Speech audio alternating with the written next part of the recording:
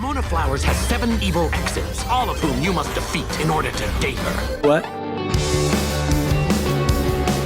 There's a running joke in Scott Pilgrim Takes Off about all the different ways, and all the different media, in which to tell and retell the story of Scott Pilgrim and Ramona Flowers. Even with all its deviations from its source material, the new Netflix series still captures the butterflies of a really good first kiss, the rush of hearing a new favorite song, and the stomach-dropping sensation of running into an old girlfriend in the wild. A spirit of discovery runs through the series. It's not just a desire to find something novel in a nearly 20-year-old comic, but an investigation into why it and its characters resonated in the first place. Its guts, heart, and funny bone prevent the whole endeavor from disappearing up its own butt, so does creator Bryan Lee O'Malley's unmistakable personal stake in the project.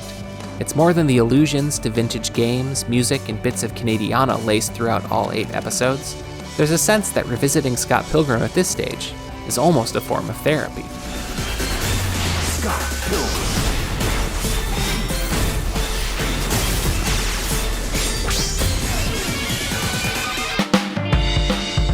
If you're a Scott Pilgrim fan, Takes Off deserves to be watched as soon as possible. This is an avid endorsement, as well as a public service announcement. The animated series based on O'Malley's beloved graphic novels is just that good. But it's also a reinvented story of boy meets girl, boy fights girl's exes in an escalating series of video game boss battles, and its surprises ought to be experienced firsthand. Neither direct translation nor traditional follow-up, it represents a new evolution of a saga that's already been successfully adapted into a live-action Edgar Wright movie and a side-scrolling beat-em-up. It should come as no shock that there are unexplored corners within a fictional universe inspired by life-or-death anime spectacle, catchy turn-of-the-century indie rock, 8-bit nostalgia, and the giddy anxiety of young love. What's astonishing is the fearlessness with which O'Malley, alongside co-writer Ben David Grabinski, director Ibal Gungora, and animation studio Science Saru, remixes his signature creation. Same as it ever was, Scott Pilgrim is a 23-year-old Torontonian of negligible ambition who, in a neat and early sign of the series' heightened reality, finds himself drawn to Ramona Flowers, the American expat with the day-glow locks who rollerblades through his dreams. The girl of my dreams? It's time to wake up, dude. As they were in the movie, Scott is played by Michael Cera, and Ramona is played by Mary Elizabeth Winstead.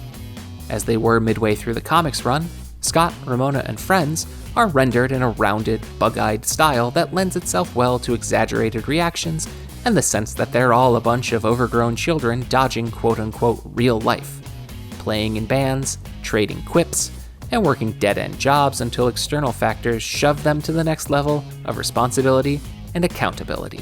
For our superstar-crossed lovers, that external factor is the idea that binds all incarnations of Scott Pilgrim, for better and worse. The League of Evil Exes, the gauntlet of former flames that Scott and Ramona must brave in order to live happily ever after. With the added elbow room of a streaming TV series, the League's members, played by the returning likes of recognizable voices Chris Evans, Jason Schwartzman, and Mae Whitman, can take on dimensions that were only hinted at in digest-sized melees. In part, this feels like a nod to the seemingly clairvoyant casting of Wright's Scott Pilgrim vs. the World. It's a much bigger deal that Evans is grunting out the words of skater-turned-action star Lucas Lee in 2023. Let's party. So he gets a larger role to play. Ditto for Kieran Culkin as Scott's roommate Wallace, Fine. or Aubrey Plaza as his frenemy Julie Powers. I'm like her only friend in town. It's also in tune with an increased focus on Ramona, who winds up in a storyline akin to High Fidelity, whose advancing chapters are framed by their own low-key, magical girl transformation, a hypnotic, Foley-enhanced depiction of her hair coloring routine. Animation and Scott Pilgrim are a no-brainer chocolate and peanut butter pairing. Scott Pilgrim vs. the World is essentially a live-action cartoon. But even that execution had its limitations, which Scott Pilgrim Takes Off gleefully breaks free of. Obviously, that's a boon for the fights, which detour into exchanges of energy blasts in a Dragon Ball-esque wasteland, and a flight of fancy indebted to the vintage Looney Tunes short book review. But it's great for the musical sequences too. There's a jittery electricity to the introduction of Scott's band Sex Bomb, while a later living room jam erupts into psychedelic abstraction. The cast seems to relish playing genuine cartoons this time around too. Satya Baba hams it up as Matthew Patel, elevating Evil X #1 to jabbering supervillain status. Sarah finds a more chipper register for his character that sounds like he's doing a parody of English language anime dubbing. I had a dream about that girl again. It suits the quick-cut comic sensibilities of Scott Pilgrim Takes Off, but it takes some getting used to. Others opt for subtlety. Winstead, who's become an avatar of on-screen intimidation in the years since Scott Pilgrim vs. the World, brings that intensity down to a slow boil to express Ramona's wry amusement with Scott and incredulous dismay at the situation he's dragged her into. It's time to wake up, dude. It's a layer of deadpan, camouflaging the vulnerability that enables her to peel back the layers of O'Malley's most complicated character.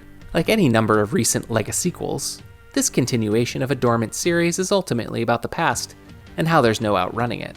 This might seem to contradict some of Scott Pilgrim's most ingenious inventions. Its dating history as Mortal Kombat ladder, the destruction of Ramona's subspace suitcase, literal and bottomless baggage she carries with her wherever she goes.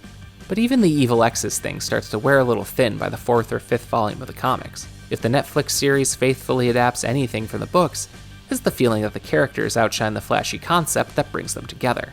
It makes later episodes' resemblance to cozy, hangout fanfiction a little more excusable.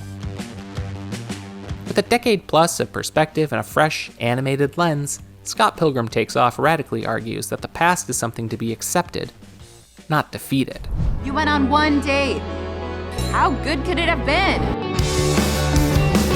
The sooner you watch Scott Pilgrim Takes Off, the less time you'll spend worrying about spoilers, and the sooner you'll get to enjoy a breathtaking reimagining of Bryan Lee O'Malley's graphic novels. Even with the core cast of Scott Pilgrim vs. the World along for the ride, it's no mere exercise in nostalgia, but a fresh coat of paint on a versatile coming-of-age story, whose vibrant animation and expanded scope bring new dimension to the garage rockers, video store clerks, ninja-couriers, and evil exes who inhabit Toronto, Canada.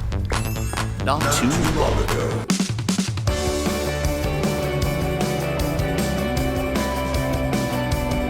For more TV reviews, check out what we thought of Rick and Morty Season 7 and Loki Season 2. And for everything else, stick with IGN.